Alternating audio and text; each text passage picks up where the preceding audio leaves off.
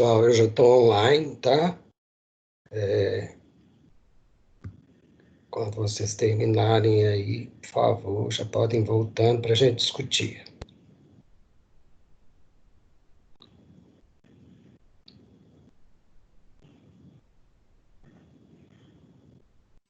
Eu já estou de volta, viu, professor?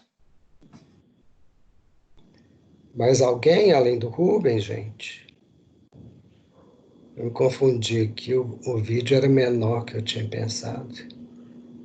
Acho que a Ana Cláudia está de volta, né? Eu terminei também.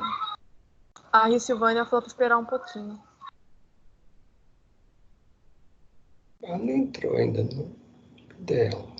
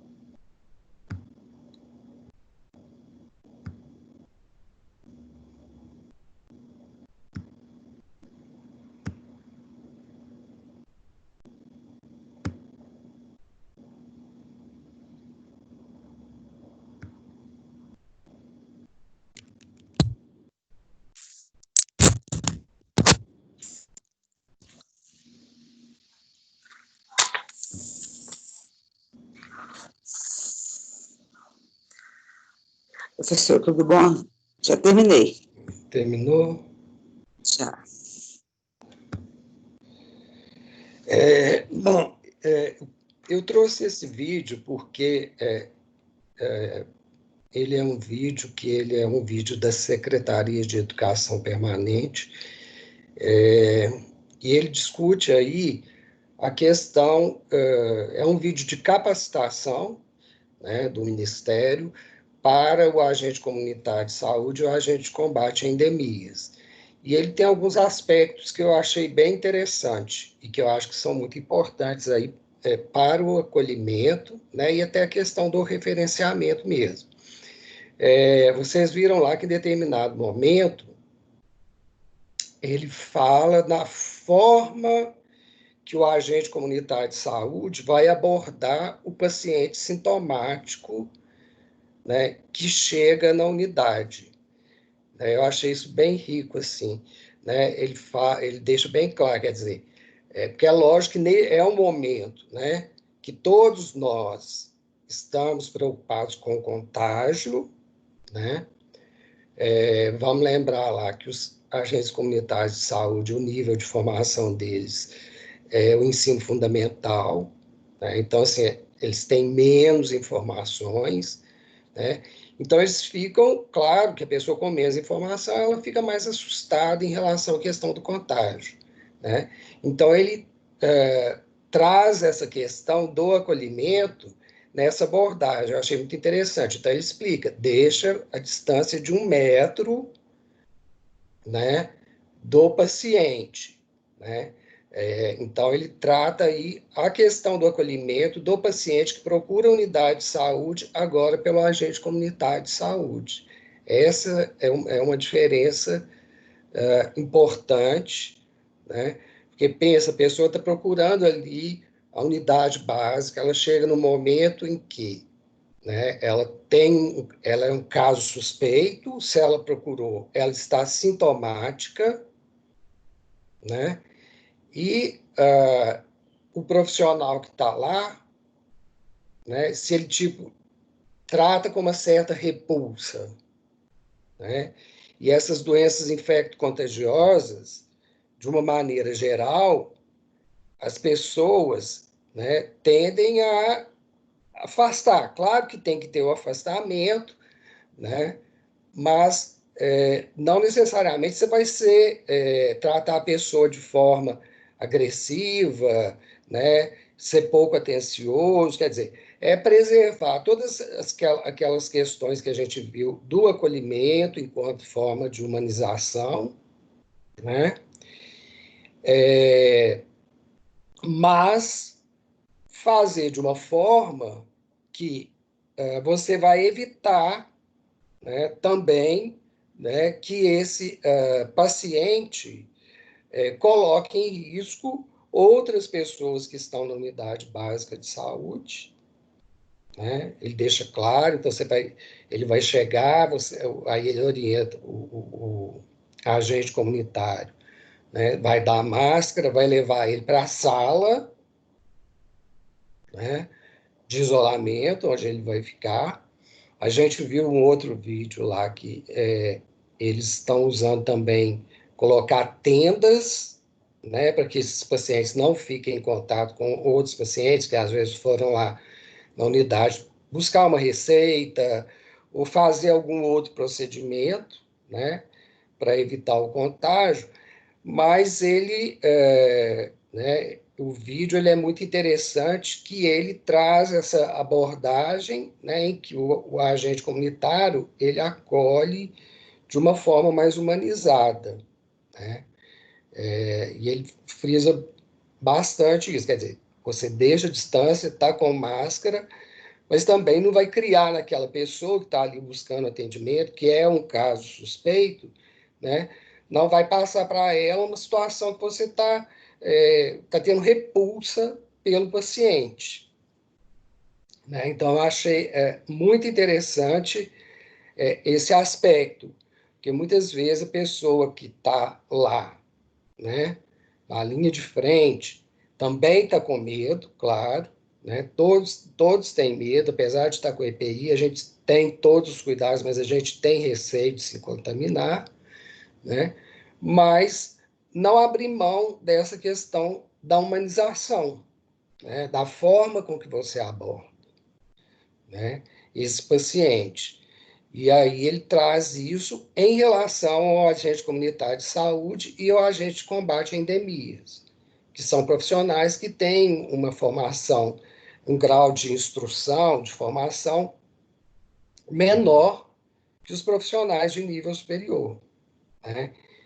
Então, isso é um dos aspectos que eu achei muito importante. Outro aspecto muito importante que ele traz nesse vídeo é a questão do acompanhamento remoto,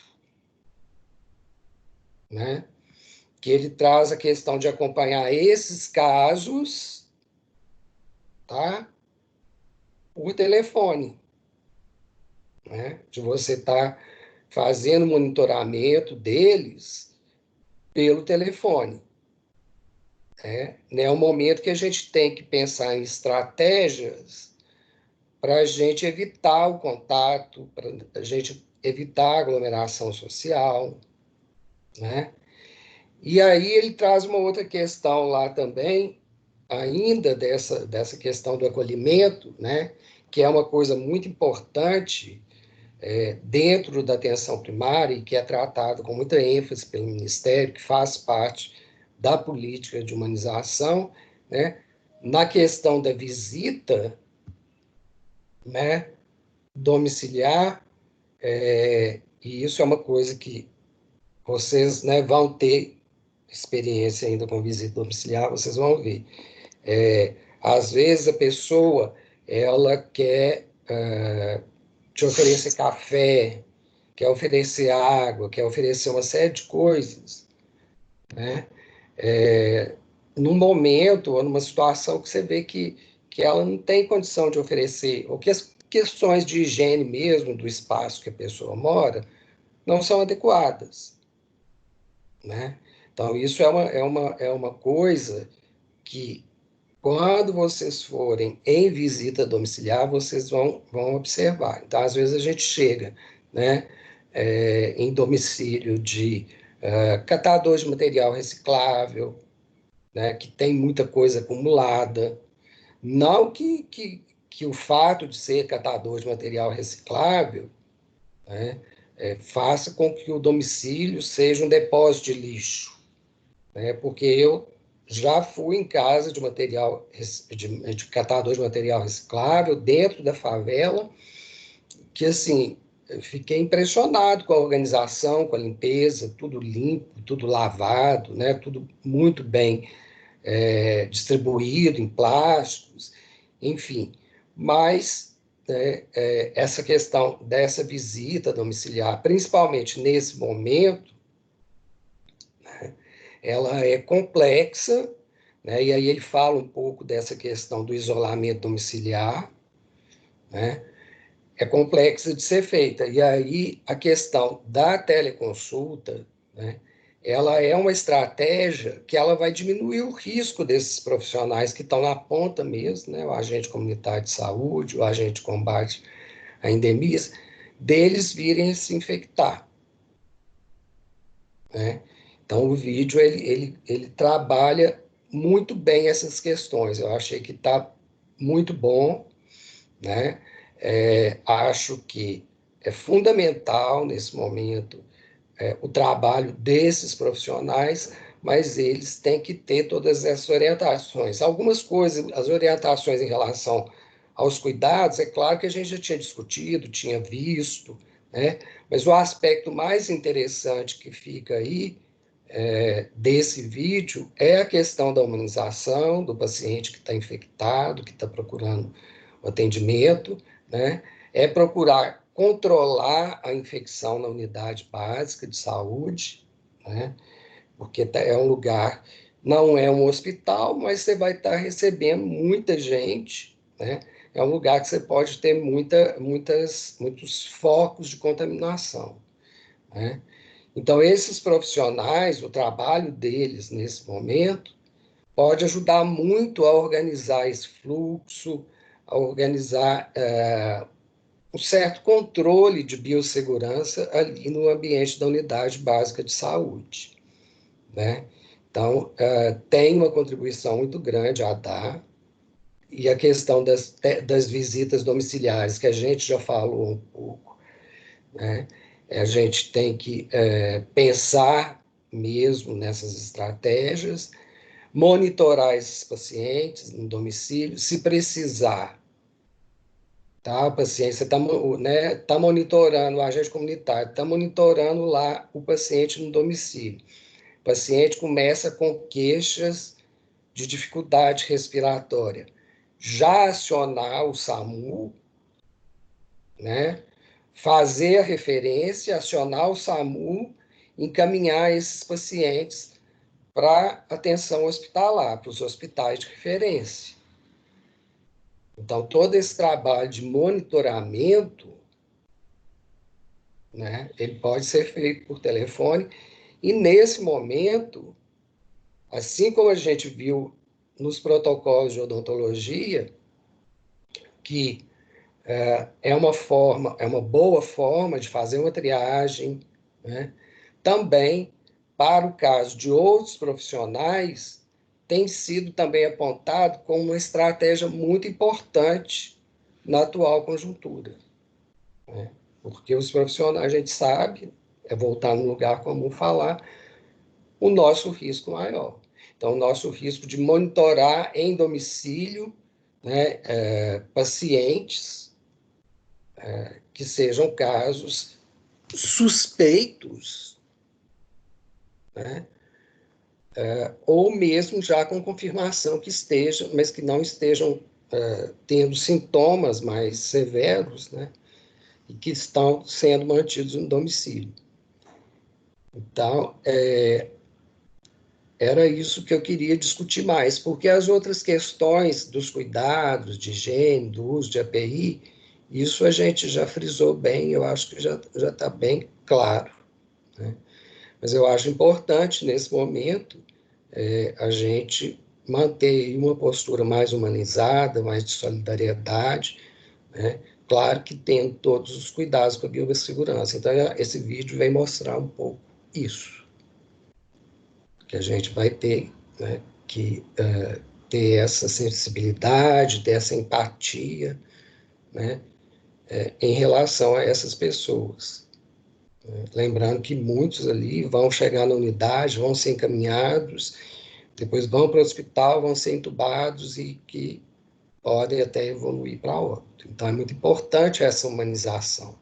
O que eu achei mais rico foi essa questão dele trabalhar bem isso e dessa preocupação na qualificação dos profissionais, dos agentes comunitários, né, dos agentes de combate às endemias, que são agentes da atenção primária, de prepará-los para que eles façam esse acolhimento humanizado, então, dos pacientes.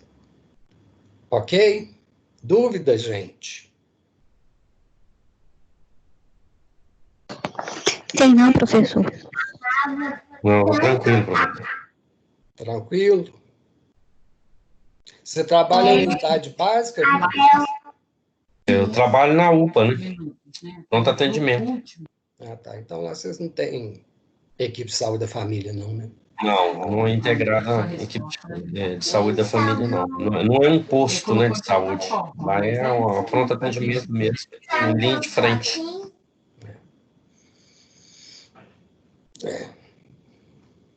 Ninguém tem dúvida?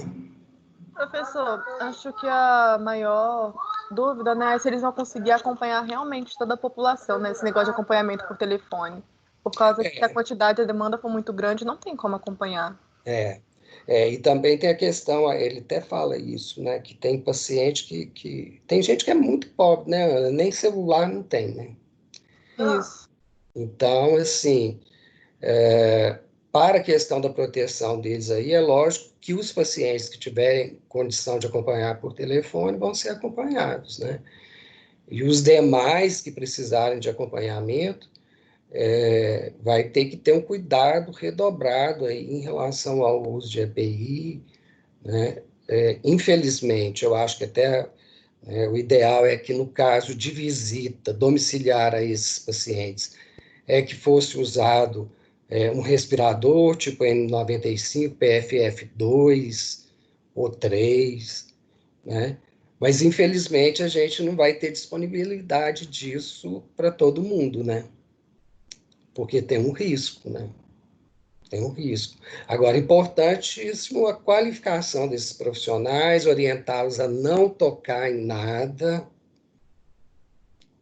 né? E fazer esse... Informação entregues por cartilha, alguma coisa, é só falado para eles. Seria bom ter um papel, né, para eles conseguirem seguir de forma mais... As orientações, né, nas unidades, lá no domicílio, né? Sim, sim. Geralmente as cartilhas que são feitas ou panfletos que eles soltam dentro das unidades básicas ou em postos de saúde, eles vêm orientativos com figuras, né, para você poder não só ler, mas você observar as figuras.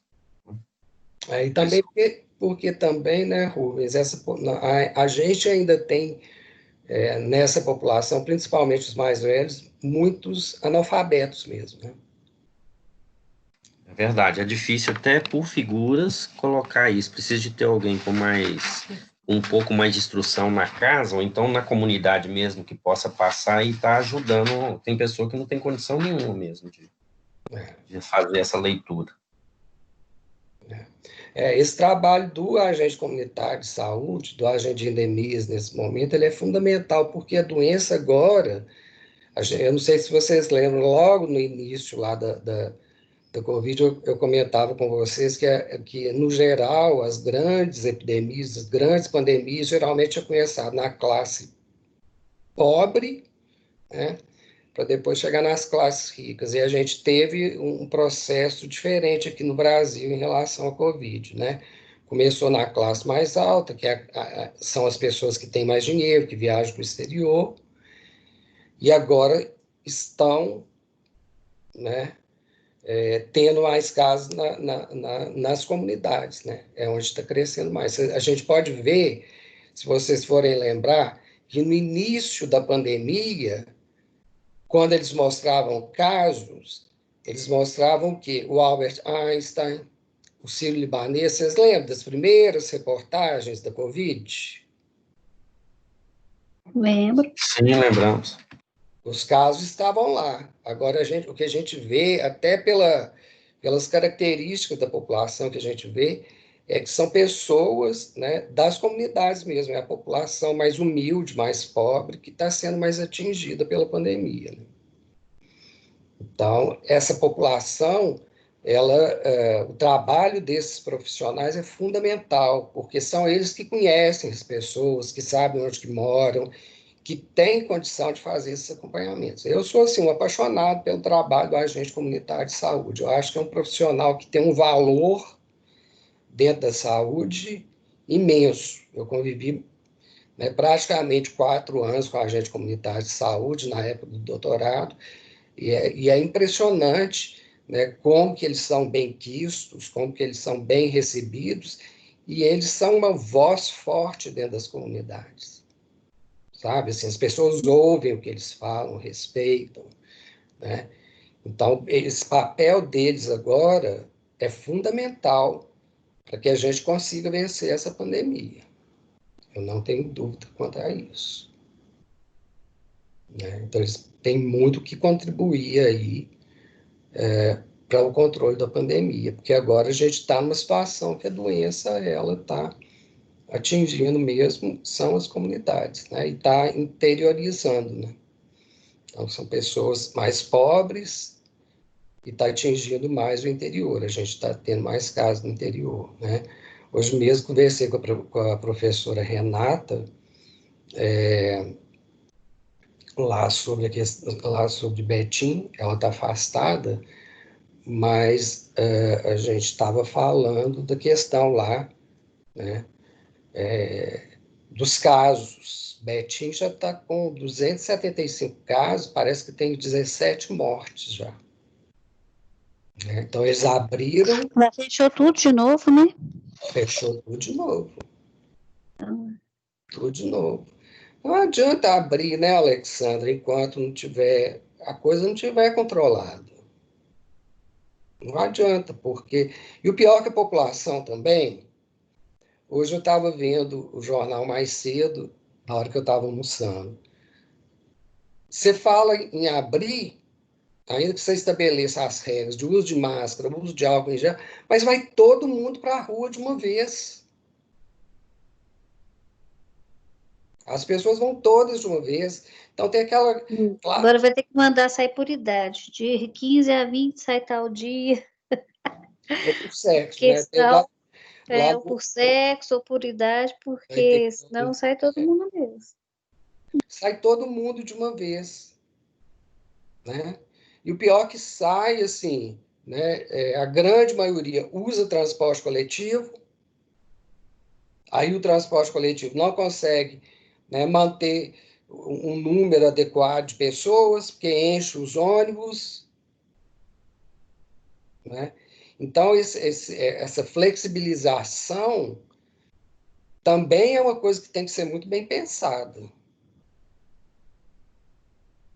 Tem que ser muito bem pensada para você não ter uma nova reinfecção e uma segunda onda, né? Que é o que eles já estão falando que está acontecendo em Nova York, em parte por causa dos protestos, Portugal também voltou.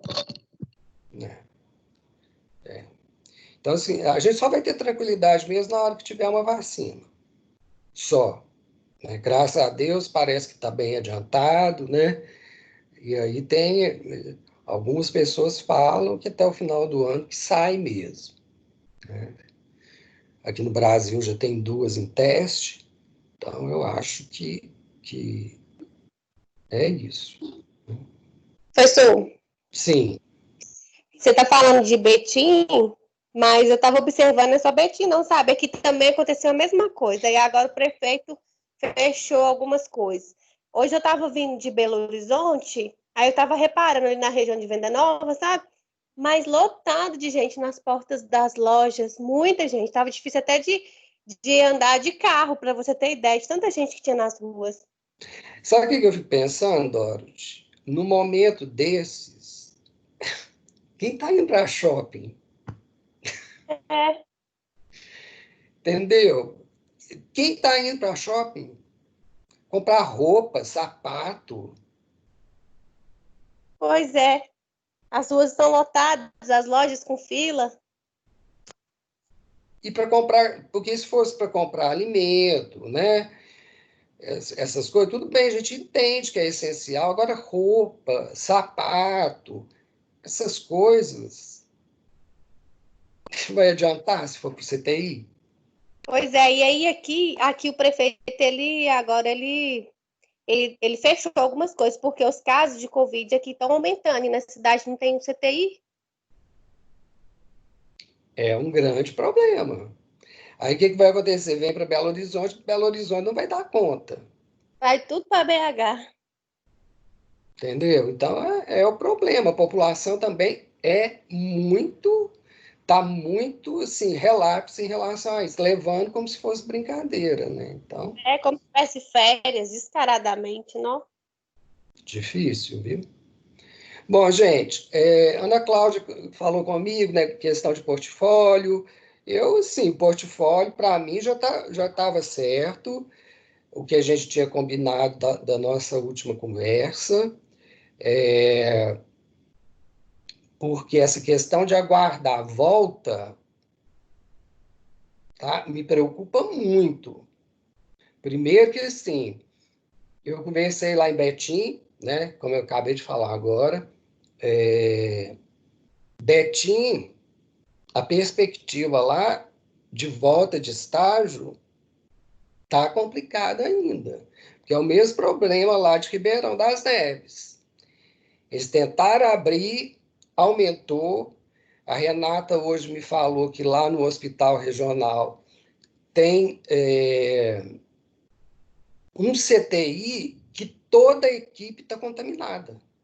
Eles tiveram que fechar um CTI do hospital regional. Né? Ana Cláudia e Rubens, que foram lá, conhecem. Vocês imaginam o que é fechar um CTI no hospital daqueles, né? Então, assim, tiveram que fechar. Pois é, Marco Túlio, mas aí o pessoal está querendo uma definição assim. É o que eu entendi, que os mais presentes aí podem perguntar. Então, esse portfólio vai ser avaliado, porque até então não tinha pontuado, não seria nada feito agora nessa época de estágio, de clínica, seria pontuado. Alexandra, eu até conversei com o Bernardo sobre isso. Não tem, a questão da clínica é uma coisa, a questão do estágio é outra. Eu acho, e é o que foi feito na PUC, tá? Conversei com os professores da PUC, conversei também com a Renata, lá do Arnaldo. Eles estão pontuando, sim, sabe? Porque me preocupa muito, e principalmente a sua turma, e eu já falei isso para a Ana Cláudia, vocês têm, a partir do semestre que vem, vocês têm mais 1 ano e meio de curso. Vocês têm que fazer TCC ainda, vocês devem começar a fazer no próximo semestre. Né?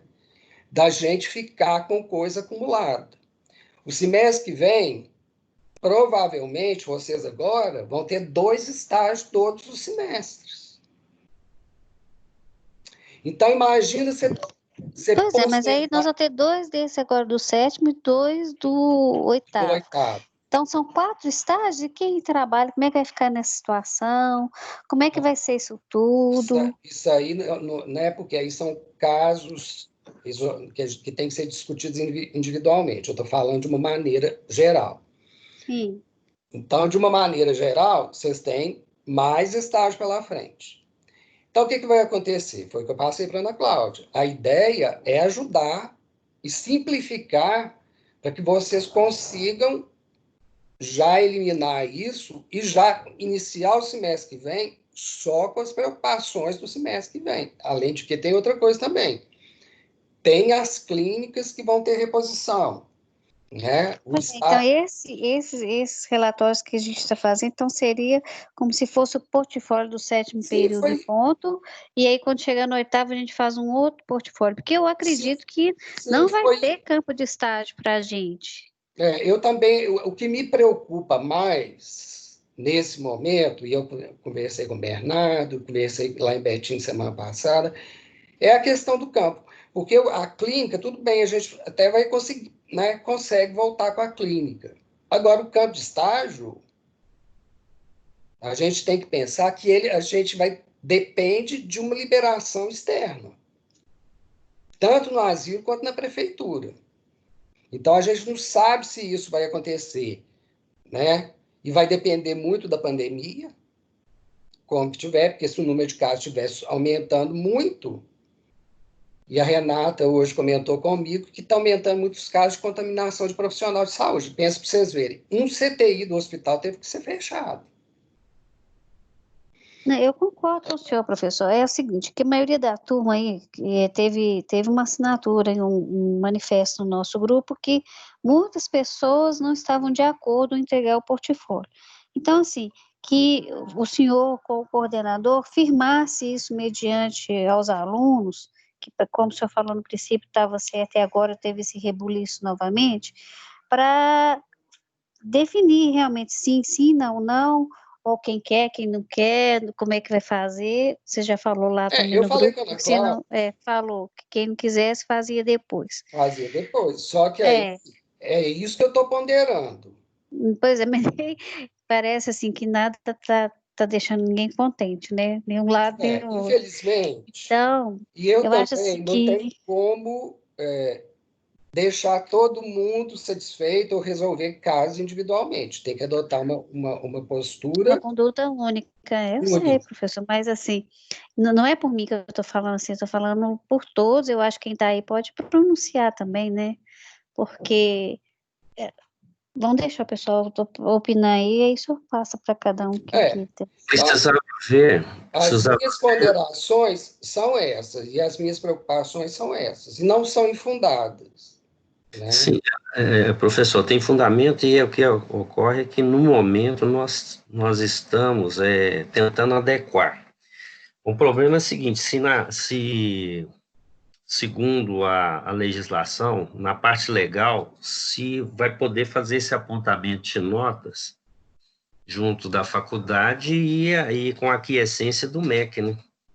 Portaria 343, no caso aí, ela foi específica no parágrafo 3º com relação a que tipo de matéria que poderia ser online. Essa é a questão. Se não tiver, se a faculdade assumir isso conosco, porque é o seguinte, a questão de fazer o portfólio não é um problema, o problema é se vai ter a efetividade com relação à legislação, né? Ela fala expressamente aqui que as práticas como estágios e laboratórios... Mas veja bem, Rubens, nós estamos falando de duas coisas diferentes. Deixa eu terminar aqui. Porque o estágio que fala a portaria, eu ainda não li, é que não pode ser online. Né? Mas vocês vão ter, o estágio vai ter reposição. Pelo menos foi o que o Bernardo me passou. Sim, estou falando em questão de apontamento da nota desse semestre que nós fizemos online. Isso aí, essas atividades... assumir conosco que há essa possibilidade, eu acho, inclusive, que a oferenda da faculdade então, ela é bem pertinente, né? Rubens, vamos encerrar a discussão aqui, porque aí eu vou pedir o Bernardo para fazer uma consulta jurídica. Se for viável, fica. Se não for, aí vai ter que ficar em aberto os portfólios. eu acho que é uma complicação. A questão não é a questão de entregar. A PUC fez dessa forma. Não, sim, então é porque, às vezes, tem a aquiescência. A questão é que nós, como alunos, por estarmos distantes e não conseguir, e nós também não fizemos essa discussão a esse nível, ao nível de olhar a legislação, se isso pode. Então, isso aí causa a instabilidade de quem está fazendo e até da faculdade receber isso aí. No meu entendimento, e eu nunca faria nada que eu achasse que fosse ilegal e que eu não tivesse, pelo menos, conhecimento de como as outras instituições estão fazendo, eu acho que pode sim. Porque eu acho que o estágio, e uma coisa é o estágio, outra coisa é o portfólio. Porque você pode ter atividades online durante o estágio. São duas coisas diferentes. O estágio ele não pode acontecer totalmente online. Tanto que vai ter reposição. Outra coisa é o portfólio. Esse é o meu entendimento, e eu creio que esse é o entendimento da PUC. Ok. É isso aí que a gente precisa firmar junto com a faculdade. E aí, uma outra coisa que eu pontuei para estar discutindo é a questão da quantidade dos portfólios, quantidade de relatórios junto ao portfólio. Nós temos duas disciplinas. Sim, eu sei disso. Só que é o seguinte, das duas disciplinas que nós temos, no meu caso, por exemplo, eu posso falar de mim, eu assistiria a aula uma vez por mês de cada uma, que daria uma vez, eu iria uma vez por semana, uma de uma e outra semana de outra. Então, nesse caso, eu assistiria uma aula e a outra eu não assistiria. Então, nós temos um acúmulo de 20 e poucos relatórios. Esse aí é um ponto. Aí é para fixar com o senhor se seria viável fazer dessa forma, como se fosse o dia presencial meu de estágio. Mas isso a gente já tinha conversado lá na nossa outra reunião. Tinha ficado combinado, me parece que foi até pergunta da Dorothy. Eu falei, você vai fazer o relatório do seu dia, que era dia de estágio. Não, isso nós estamos ouvindo agora. Ficou determinado que a aula não deveria ser assistida, mas que o portfólio seria feito em um cano total, como se fosse um livro, e esse livro viria todos os relatórios e relatando de matéria X e de matéria Y do estágio. Isso, duas partes. Mas não o intercalamento de um sim, um não, isso nós estamos discutindo agora, professor.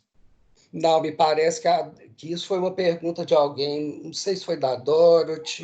Foi eu e a Ana Cláudia que falamos. De um mês. A turma de uma vez por mês que poderia faltar os estágios pertencente a uma vez e fazer os relatórios aos dias que viessem. Não foi falado isso? Isso. Ao grupo 1 e o 2, que seria aqueles de 15 dias, falou que seria normal, que seria assistir às aulas normais. Mas também, pelo que eu entendi, eu acho que você falou também que pode juntar alguns dias que foram iguais, né? Da mesma disciplina. Por exemplo, da acolhimento. 2 sexta-feiras nós trabalhamos o mesmo tema. Eu posso só citar as datas e falar. Pode, isso também nós falamos, isso ficou combinado.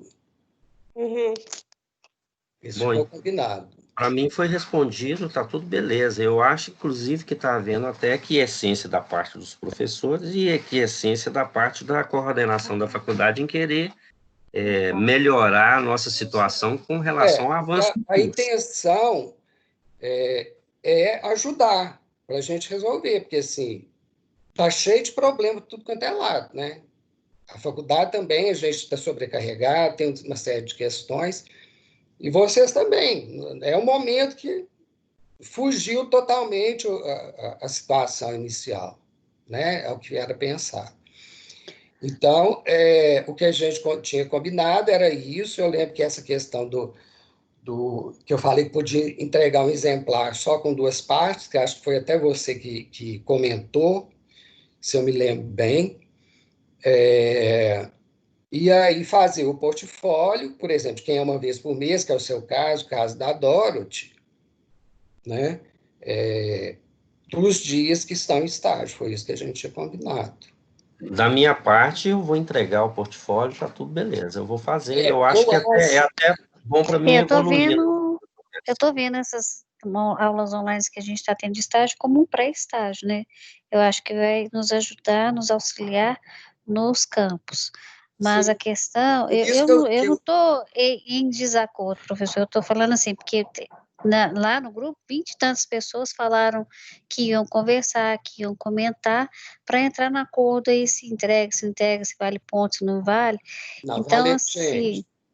Vale. eu estou tranquila em relação a isso. É a maioria da turma, eu não sei se tem pessoas presentes que fizeram assinatura que não estão de acordo. Alexandra, valer ponto tem que valer, tem que lançar nota, senão vocês vão ficar com o estágio em aberto. Entendeu? Para mim tá ok. Esse seria o ponto principal do pessoal que estava levantando a questão. É se vale ou não vale ponto. Eu acho que isso aí, a questão de se vai fazer ou não o portfólio, eu acho que todo mundo está aderido a essa situação. Eles só queriam saber se vai valer ponto, que até então ainda não tinha ficado claro. Vai, e aí a partir do momento, eu acho que essa preocupação aí da questão legal, quer dizer, a partir do momento que eu lancei, e que eu preciso dos portfólios, porque eu tenho que ter algum documento, né, que comprove que vocês fizeram as atividades. Tá? E o que eu discuti, né, com os professores, por exemplo, a PUC, os alunos entregaram os relatórios das atividades que eles fizeram à distância. Então, não vejo problema quanto a isso. E eu acho que a questão também, né, que a turma levantou muito, né, é que nem eu comentei com o Rubens ontem, eu acho. Eu falei, se está garantida a reposição de estágio, que vai ter essa reposição, o método de avaliação, para mim, seria indiferente, entendeu? Por causa que eu estou garantida com a parte prática, que era a parte que mais me preocupava. E entregar os portfólios antes seria como se fosse um alívio para o próximo semestre, entendeu? Exatamente, claro. E eu passei para a turma que você até deu e que eu entendi, né?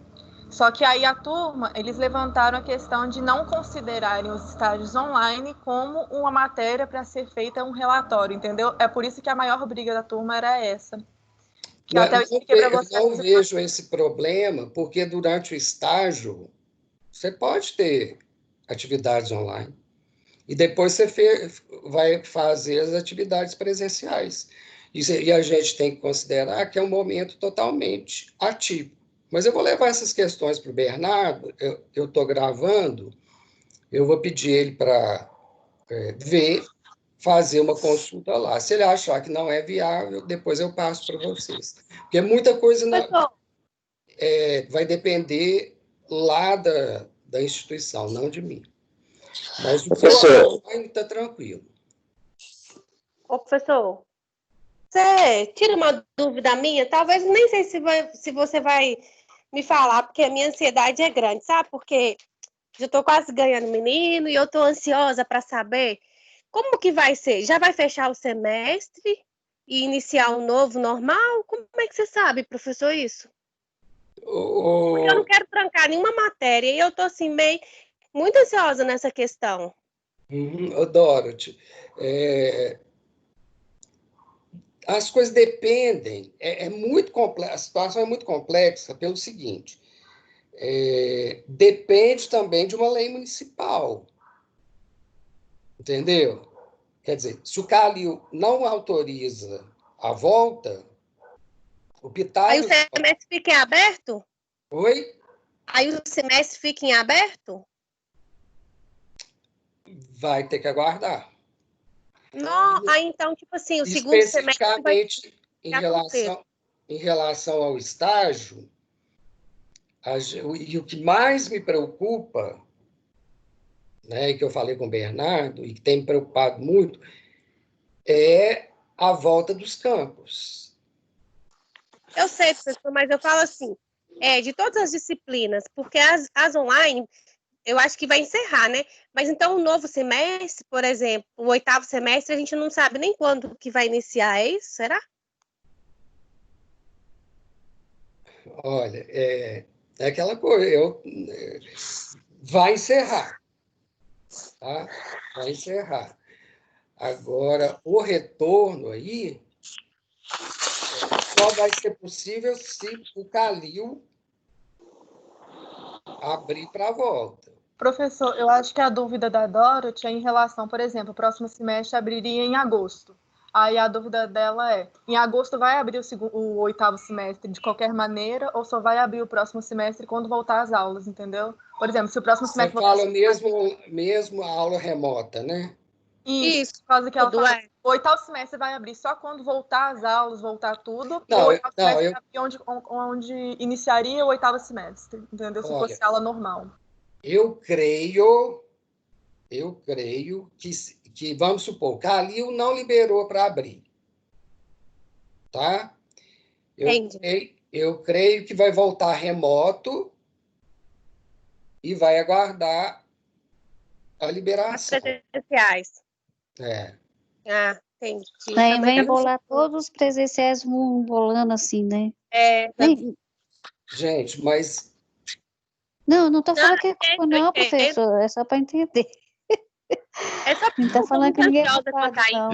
Eu acredito, pessoal, que até passar toda essa fase e voltar a operar novamente, a cidade voltar a operar, vamos dizer assim, mesmo que tenha que fazer esse estágio lá na frente, depois que a gente fechar todas as matérias aqui e não tiver condições mais de fazer remoto, a gente vai ter que voltar em algum momento em que a faculdade vai estabelecer novos estágios ou novos contratos de estágio, e a gente vai ter que ir lá fazer esse estágio em campo, só para compor a nossa grade. Isso aí no momento que der. Se for um ano para frente, vai ser. Porque também é o tipo da coisa. A gente não sabe... Gente, isso não depende também só do Pitágoras. Depende do campo de estágio abrir. E outra coisa, né? A gente não pode, seria uma irresponsabilidade, tá? Levar vocês para campo de estágio ou levar para a clínica se a gente estiver tendo aí 2.000 mortes por dia, 500 mortes em Belo Horizonte. O professor, o que eu vejo é o seguinte, a Cláudia falou... Muito também de como que a pandemia vai estar. Com certeza. O que eu vejo é o seguinte, o que a Cláudia falou, eu concordo com ela, eu vejo o 8º período da seguinte maneira, as aulas vão ser remotos, os estágios vão ser online, é igual o Rubens colocou agora. Eu acho que esses estágios e essas clínicas nós vamos ter que repor elas para frente. Vai voltar para o 8º período remoto e as pessoas que concordarem vão continuar, porque esse ano eu não vejo possibilidade de voltar, não. A cada dia está aumentando mais, eu trabalho, tem dia que eu saio, o centro está lotado, o pessoal não está tendo responsabilidade, então, assim, está bem complicado. Eu não estou vendo possibilidade de voltar a esse 8º período, não, a não ser remoto. Eu acho que por isso que me preocupa a questão do portfólio, dele pelo menos estar entregue, porque eu acho que eu não quero que... eu, particularmente, eu sou uma pessoa muito organizada assim, em termos de prazo, essas coisas. Então, eu não gosto de deixar nada acumulado, sabe? Então, eu acho que, eu acho que é viável, sim, porque a PUC fez isso, outras instituições estão fazendo dessa forma, mas eu vou consultar o Bernardo de novo. Eu acho que o melhor é a gente fazer isso, encerramos a entrega dos portfólios, porque depois, se for o caso, vocês vão ter que ir só cumprir carga horária lá de estágio em campo. Agora, estamos naquela fase que também, assim, nada pode ser que mude? Pode. Igual em algum lugar, acho que foi da UFMG, que só vai voltar às aulas quando tiver vacina, por causa que essas pessoas que têm vacina, que quando tiver vacina, os alunos vacinados, tudo direitinho, é mais seguro para voltar a campo de estágio, atendimento, de qualquer maneira. Tem várias propostas, né? Eu vou ter que sair agora mesmo, porque eu tenho uma videoconferência que é lá do Pitágoras, inclusive. A gente tem que estar com os protocolos de biossegurança totalmente fechados, entendeu? Olha, eu tenho lido e feito webinário fora daqui, entendeu? Online, claro, né? Em Chicago, participado. E a coisa está confusa, não é só aqui, não, gente. É no mundo inteiro.